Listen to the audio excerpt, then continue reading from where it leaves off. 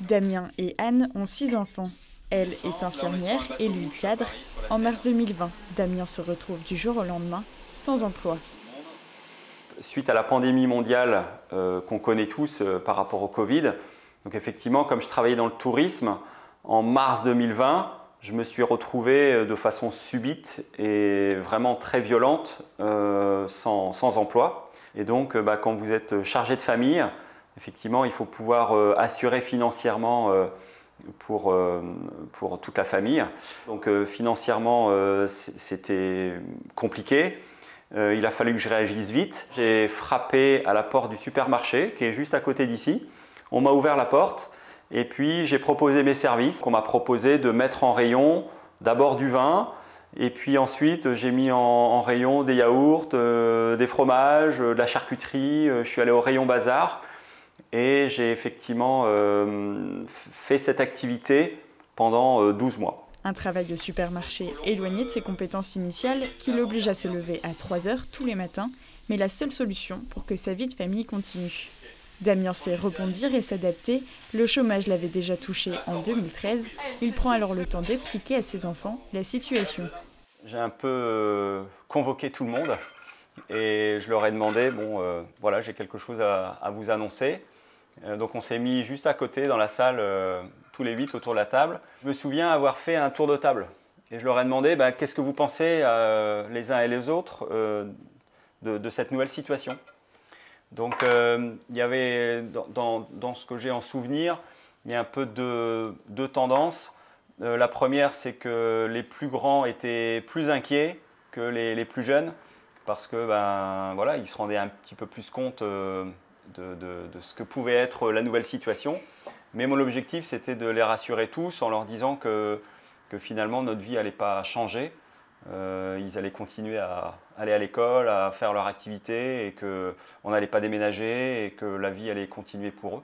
Pour la deuxième crise, c'était un peu différent parce que évidemment j'étais plus grande et donc ce qui a changé, c'est pas tellement financièrement que je l'ai remarqué, mais c'est surtout quand il a du coup trouvé le nouveau poste au supermarché où il était plus tendu, plus fatigué.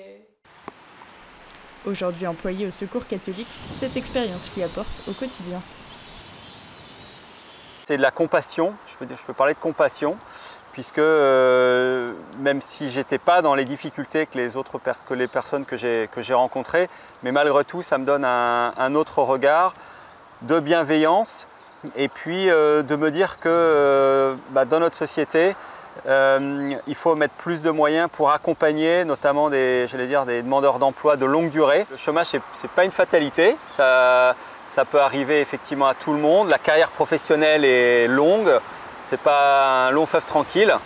Et effectivement, les à-coups peuvent être réels, quel que soit son poste, quelles que soient ses compétences, quels que soient ses talents. Moi, c'est toi, hein. Moi, je suis un professionnel. Les difficultés matérielles font partie de l'existence de tout le monde et il est important que ces difficultés elles soient portées en famille. Lorsque le père ou la mère annonce à ses enfants qu'il est en situation de chômage, ce n'est pas un échec, mais c'est une manière de partager un souci commun. Et je crois que ça fait grandir les enfants.